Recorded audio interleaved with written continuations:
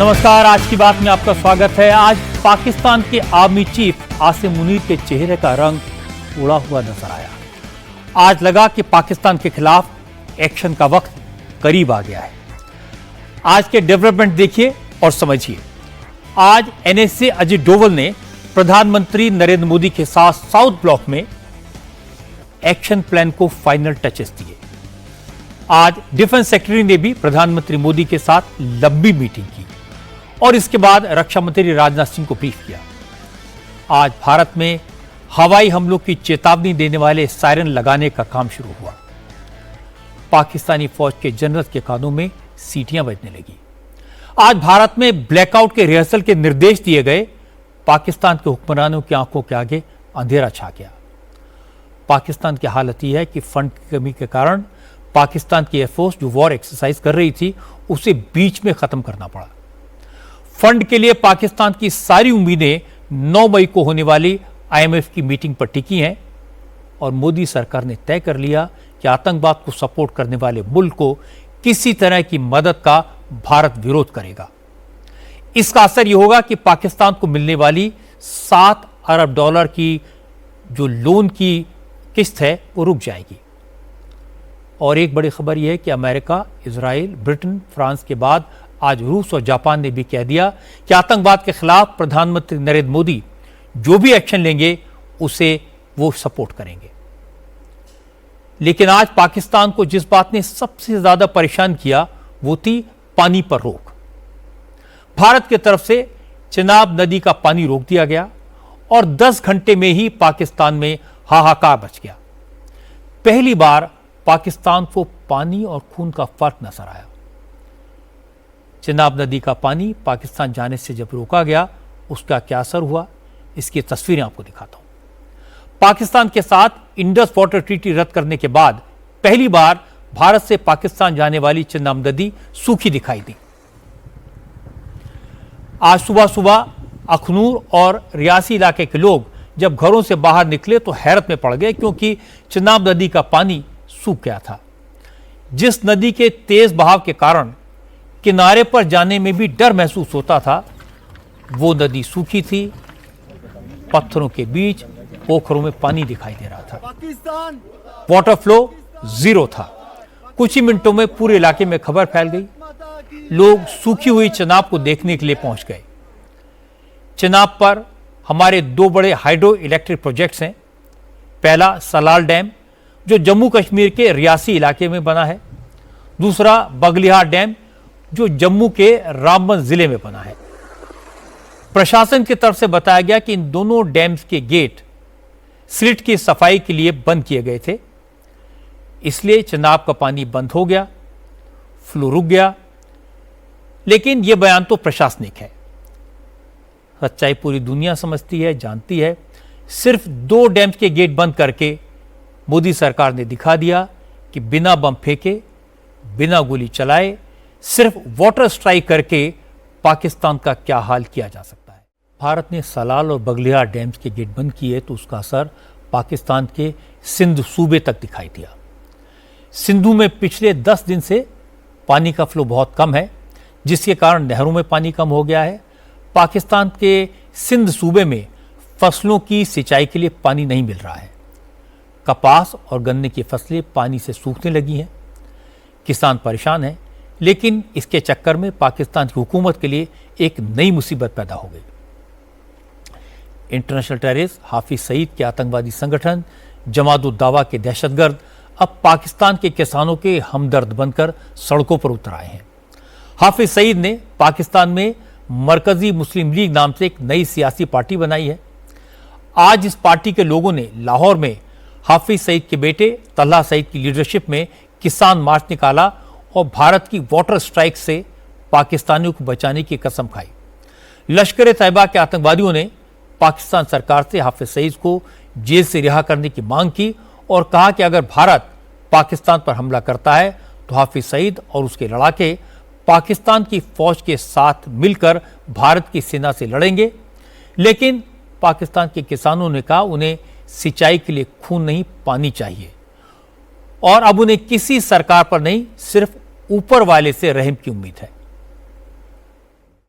नदियों का पानी रुका तो पाकिस्तान के हुक्मरान यूएन की तरफ भागे, लेकिन अगर भारत हमला करता है तो कहां जाएंगे, ये फिक्र पाकिस्तान की सरकार और वहां की फौज को सता रही है।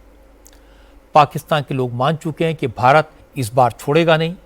हिंदुस्तान की फौज किसी भी वक्त पाकिस्तान पर हमला बोल सकती है, लेकिन हमला कैसा होगा, किस तरफ से होगा, कब होगा, किस फॉर्म में होगा, ये किसी को पता नहीं। इसलिए पाकिस्तान में बहुत टेंशन है। आज पाकिस्तान ने अपनी अवामी असेंबली का खास इजलास, स्पेशल सेशन बुलाया। नेशनल असेंबली के इस स्पेशल सेशन में सबसे पहले शहबाज सरकार के मंत्री आजम नज़ीर तारड़ ने भारत के खिलाफ निंदा प्रस्ताव पेश किया, जिसका सभी दलों ने सपोर्ट किया। और इसके बाद सबसे पहले नेशनल असेंबली में leader of opposition Imran Khan के पार्टी के नेता उमर अयूब खान ने कहा, भारत हमला करेगा ये तो तय है, और यह भी तय है कि पाकिस्तान की कमजोर लीडरशिप भारत को जवाब नहीं दे पाएगी। अयूब खान ने कहा, भारत बैलिस्टिक मिसाइल से हमला करेगा, इसकी प्रैक्टिस भारत पिछले साल कर चुका है। भारत को टारगेट्स पता है, भारत की तैयारी पूरी है, लेकिन पाकिस्तान इसका जवाब कैसे देगा, यह पाकिस्तान की सरकार को भी नहीं मालूम। हमें स्ट्रांग लीडरशिप चाहिए। आपकी रिजीम कह चुकी है, आपकी मिलिट्री कह रही है कि हिंदुस्तान का अटैक इमिनेंट है, किसी भी वक्त किसी टाइम पे आ सकता है। उसका मुकाबला एक स्ट्रांग लीडर ही कर सकता है, वीक लीडर कभी नहीं कर सकता। और हिंदुस्तान क्या करेगा? हिंदुस्तान ये attack, imminent attack air launch stand off weapons के जरिए करेगा, अपना ब्राह्मोस सुपरसोनिक क्रूज मिसाइल के जरिए करेगा। पिछले साल जो एक ब्राह्मोस सुपरसोनिक क्रूज मिसाइल आके पाकिस्तान में क्रैश हुआ था, जनाब स्पीकर, ये कोई शब बारात की सुरसुरी नहीं होती कि आदमी पॉइंट करे और वो उड़ जाए। उसके मुख्तलिफ चेक्स एंड बैलेंसेस होते हैं। उस सुपरसोनिक क्रूज मिसाइल की रेंज तकरीबन आपकी 450 किलोमीटर से ज्यादा होती है। तो उसने जाके एक मखसूस जगह पे ही लैंड करना था। वो टेस्ट था पाकिस्तान के एयर डिफेंसेस का। हमारा क्या रिस्पॉन्स था उस पे? अब एक और बड़ी बात आपको बताता हूं। पाकिस्तान के नेता, वहां के फौजी भारत में मुसलमानों पर जुल्म की झूठी कहानियां सुनाकर अपने आवाम को भड़काने की कोशिश कर रहे हैं, आतंकवाद को मजहब से जोड़ने की कोशिश में लगे हैं। लेकिन पाकिस्तान के लोग, वहाँ के मौलाना पाकिस्तान को कैसे आईना दिखा रहे हैं, ये देखने वाली बात है। इस्लामाबाद की लाल मस्जिद के इमाम ने नमाज के बाद खुतबे में कहा कि हिंदुस्तान में मुसलमानों की हालत पाकिस्तान के मुसलमानों से बेहतर है। उन्होंने कहा कि हिंदुस्तान के मुसलमान पाकिस्तान के मुसलमानों से ज्यादा महफूज हैं। अगर पाकिस्तान हिंदुस्तान की जंग में आप में से कितने लोग पाकिस्तान का साथ देंगे? हाथ खड़ा करें। कम ही नजर आ रहे हैं। इसका मतलब है कि काफी समझ पैदा हो चुकी है।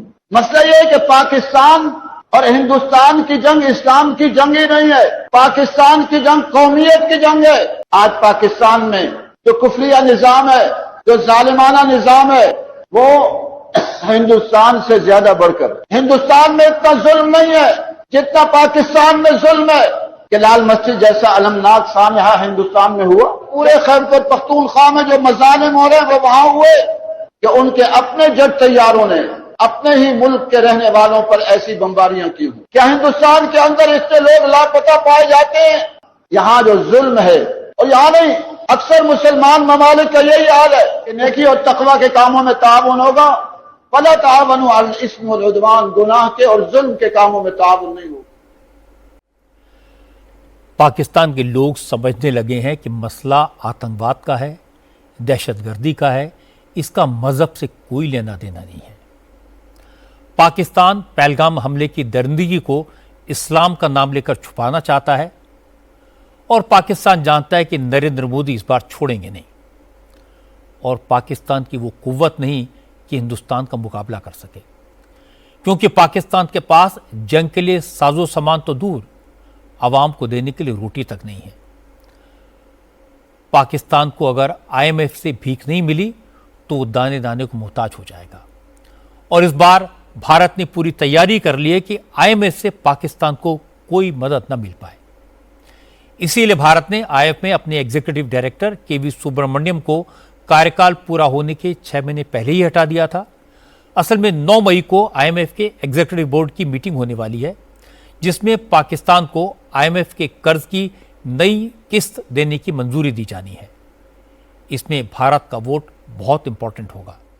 एक और अच्छी खबर आई, आज इंडियन नेवी ने एक नई मरीन माइन का सफल परीक्षण किया। मल्टी इन्फ्लुएंस ग्राउंड माइन नाम की इस नई बारूदी सुरंग को डीआरडीओ ने बनाया है। इस नई बारूदी सुरंग के वैलिडेशन ट्रायल को नेवी और डीआरडीओ के अधिकारियों की मौजूदगी में किया गया और बहुत जल्द इस माइन को इंडियन नेवी में शामिल कर लिया जाएगा। इससे दुश्मन के जंगी जहाज और पनडुब्बियों को भारत के समुद्री तट के पास आने से रोकने में मदद मिलेगी। और वैसे तो पाकिस्तान की हालत रिटेलिएट करने की नहीं है, लेकिन अगर पाकिस्तान ने कोई मिस एडवेंचर किया तो उसकी तैयारी भी की जा रही है। पाकिस्तान की सीमा से सटे पंजाब के फिरोजपुर में कल रात ब्लैकआउट की मॉक ड्रिल की गई। फिरोजपुर में बड़ा आर्मी बेस है, इसलिए फिरोजपुर कैंट इलाके में सेना ने रात 9 बजे से लेकर 9:30 बजे तक ब्लैकआउट किया। इस दौरान फिरोजपुर कैंट में पूरी तरह अंधेरा छाया रहा। लोगों को इन्वर्टर और जनरेटर न चलाने की हिदायत पहले से दे दी गई थी। आधे घंटे तक पूरे इलाके में खूब अंधेरा रहा। सड़कों पर गाड़ियों की हेडलाइट भी बंद करा दी गई थी।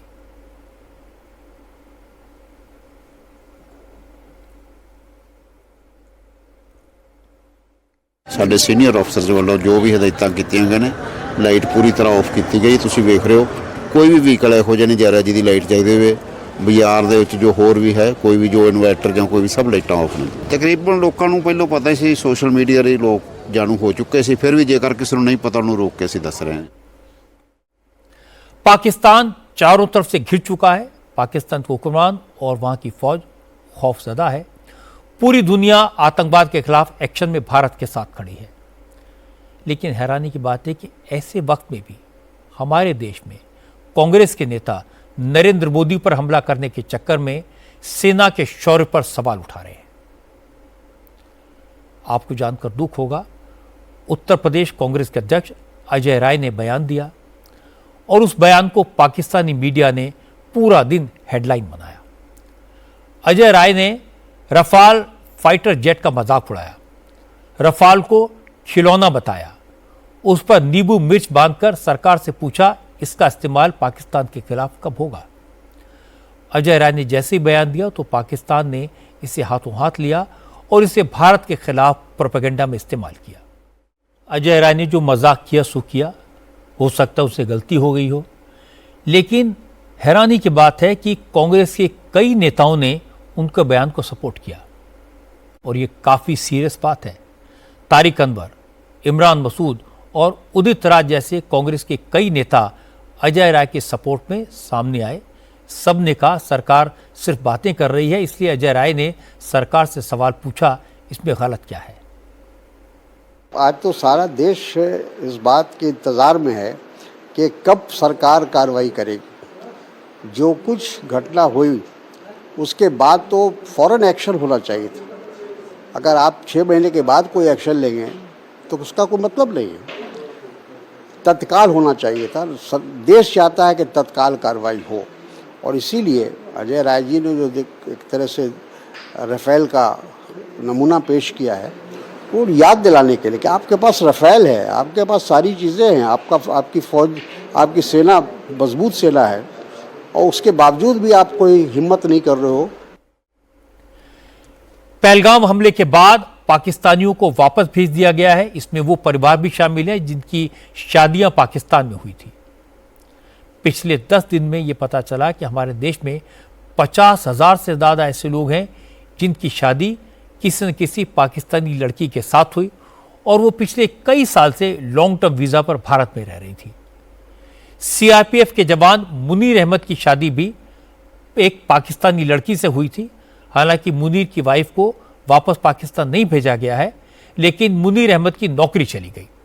सीआरपीएफ का दावा है कि उन्होंने पाकिस्तानी लड़की से शादी की बात छुपाई थी और यह देश की सुरक्षा के साथ खिलवाड़ है, इसलिए मुनीर अहमद को बर्खास्त किया गया है।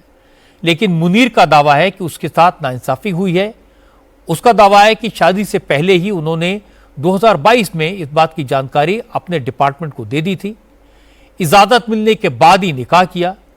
चूंकि उनकी वाइफ को वीजा नहीं मिला, इसलिए शादी वीडियो कॉन्फ्रेंस के जरिए हुई। शादी के बाद सारे डॉक्यूमेंट्स उन्होंने सीआरपीएफ में जमा किए। मुनीर अहमद ने कहा वो सरकार से इंसाफ की मांग करेंगे, अगर न्याय नहीं मिला तो कोर्ट का दरवाजा खटखटाएंगे।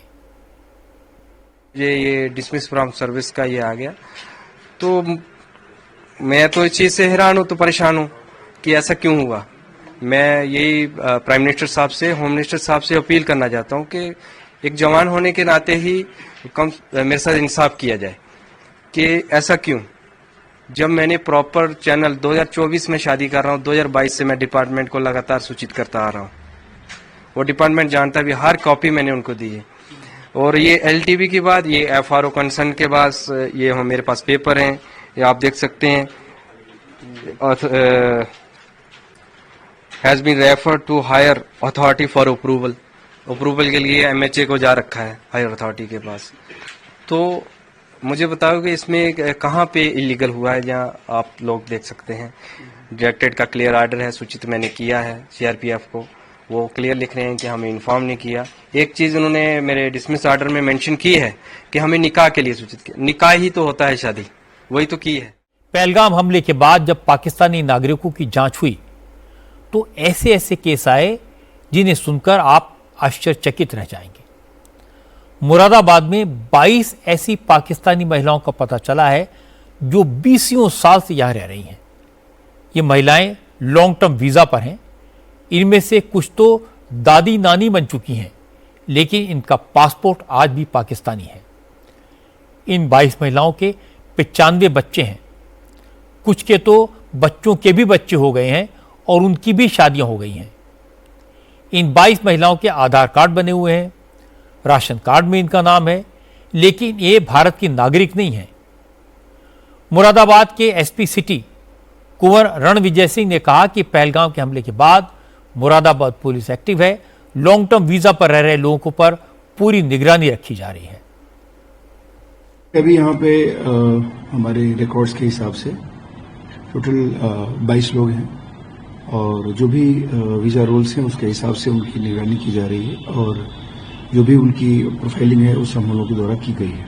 अभी हम लोग छानबीन भी कर रहे हैं, हमारी टीम्स लगी हुई हैं इस बात का पता करने के लिए कि किसी भी कंट्री का कोई भी नेशनल हमारे यहाँ without legal document, valid legal document रह तो नहीं रहा है। मुर्शिदाबाद में हिंसा के बाद आज पहली बार मुख्यमंत्री ममता बनर्जी इस इलाके में पहुंची। ममता बनर्जी ने मुर्शिदाबाद के अधिकारियों के साथ मीटिंग की, लॉ एंड ऑर्डर की जानकारी ली। कल ममता बनर्जी धुलियान और सुती जाएंगी। ये वो इलाके हैं जहां सबसे ज्यादा हिंसा हुई थी। धुलियान के जाफराबाद में ही हरगोविंद दास और उनके बेटे चंदन दास की हत्या हुई थी। ममता बनर्जी हिंसा प्रभावित क्षेत्र में जाकर पीड़ितों से मिलेंगी और सरकार की तरफ से उन्हें मुआवजा देंगी। हालांकि हरगोविंद दास का परिवार जाफराबाद से कोलकाता जा चुका है। इसे लेकर आज ममता बनर्जी ने बीजेपी पर निशाना साधा। ममता ने कहा कि बीजेपी के नेताओं ने हरगोविंद दास के परिवार को छुपा दिया है। बीजेपी के लोग नहीं चाहते कि वो पीड़ित परिवारों से मिलें। ममता बनर्जी ने कहा कि बीजेपी सियासी फायदे के लिए बंगाल में नफरत फैला रही है और वो इसे कभी बर्दाश्त नहीं करेंगी। Instead of doing the communal violence, please take care about the border. Please take care about India. We love India. India is our motherland. Please save India from any disaster. Please give justice to the people who have lost their dear ones. आज supreme court से दो बड़ी खबरें आई। पहली वक्फ amendment act से जुड़ी है। आज यह तय हो गया कि वक्फ अमेंडमेंट बिल के खिलाफ फाइल की गई पिटीशन पर अगले chief justice of India justice BR Gavai की बेंच सुनवाई करेगी। आज इन पिटीशन पर सुनवाई के दौरान चीफ जस्टिस संजीव खन्ना ने कहा, हमने सरकार के हलफनामे को देखा है लेकिन ठीक से अभी नहीं देख पाए हैं। कोई भी आदेश पारित करने से पहले इस पर लंबी सुनवाई की जरूरत है, इसलिए इस पर कोई इंटरिम आदेश नहीं दिया जा सकता। इसके बाद सुनवाई को 15 मई तक के लिए टाल दिया गया। असल में chief justice of India justice Sanjeev Khanna 13 मई को रिटायर होने वाले हैं, इसलिए अब अगले चीफ जस्टिस BR गवई इस मामले की सुनवाई करेंगे। जस्टिस गवई 14 मई को चीफ जस्टिस पद की शपथ लेंगे और इसके बाद 15 मई को यह मामला जस्टिस गवई की अध्यक्षता वाली बेंच के सामने लगेगा। दूसरी बड़ी खबर यह कि दिल्ली हाई कोर्ट के जज जस्टिस यशवंत वर्मा के सरकारी आवास पर जले हुए नोट मिलने के मामले में जांच पूरी हो गई है। 3 जजों की कमेटी ने अपनी report chief justice of India justice Sanjeev Khanna को सौंप दी है।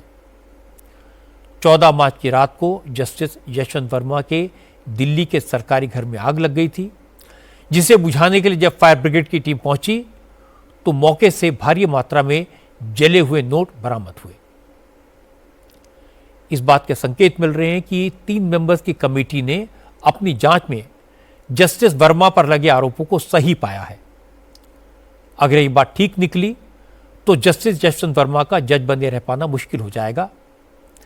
अभी तो उन्हें इलाहाबाद हाईकोर्ट ट्रांसफर किया गया था, लेकिन अगर जांच में लगे आरोप सही साबित हुए तो उनसे तुरंत इस्तीफा देने को कहा जाएगा और फिर आगे की कार्रवाई होगी। ये तो हम सब जानते हैं कि मई के महीने में आमतौर पर जबरदस्त गर्मी पड़ती है, लेकिन इस बार देश के अलग अलग हिस्सों में आंधी, बारिश, तूफान, ओलों ने लोगों को हैरान भी किया है और परेशान भी। दिल्ली NCR में भी आज दिन भर बादल छाए रहे, हल्की बारिश भी हुई और देवभूमि उत्तराखंड में तो बारिश और ठंड ने लोगों की मुसीबत बढ़ा दी। मौसम विभाग ने 4 धाम यात्रियों के लिए अलर्ट जारी किया है। उत्तरकाशी में 7 और 8 मई के लिए रेड अलर्ट जारी करना पड़ा। चमोली में टेम्परेचर -10 डिग्री तक चला गया है। मौसम विभाग ने श्रद्धालुओं से अपील की है कि वो यात्रा में पूरी सावधानी बरतें, पूरी तैयारी के साथ आएं और नदियों से दूर रहें। उत्तराखंड के कई जिलों में आज भारी बारिश हुई। मसूरी के केम्प्टी फॉल में बारिश के बाद लैंडस्लाइड हो गया। वाटरफॉल से पहाड़ से मिट्टी और चट्टानें नीचे गिर गई। अच्छी बात यह रही कि पुलिस मौके पर मौजूद थी, इसलिए वक्त रहते टूरिस्ट को सुरक्षित स्थानों तक पहुंचा दिया गया। मौसम विभाग ने अनुमान जताया है कि आने वाले दिनों में पंजाब, हरियाणा, यूपी और मध्य प्रदेश में आंधी, बारिश और तूफान के साथ ओले पड़ सकते हैं। और चलते चलते आपको बाबा अमरनाथ के शिवलिंग के पहले दर्शन करा देता हूं। अमरनाथ की पवित्र गुफा में बाबा बर्फानी ने आकार ले लिया है। हालांकि यात्रा शुरू होने में अभी 2 महीने का वक्त है, लेकिन कुछ लोग यात्रा शुरू होने से पहले ही अमरनाथ पहुंच गए। ये तस्वीरें उन्हीं श्रद्धालुओं ने खींची हैं। ऑफिशियली अमरनाथ यात्रा 3 जुलाई से शुरू होगी। यात्रा के रास्ते से बर्फ हटाने का काम चल रहा है। आज जम्मू कश्मीर के लेफ्टिनेंट गवर्नर मनोज सिन्हा ने श्रीनगर में ट्रांजिट कैंप में जाकर यात्रा की तैयारियों का रिव्यू किया। अभी तक करीब 3.5 लाख श्रद्धालुओं ने यात्रा के लिए रजिस्ट्रेशन करवाया है और ये संख्या अभी और बढ़ेगी। अमरनाथ यात्रा 19 अगस्त को रक्षाबंधन के दिन तक चलेगी।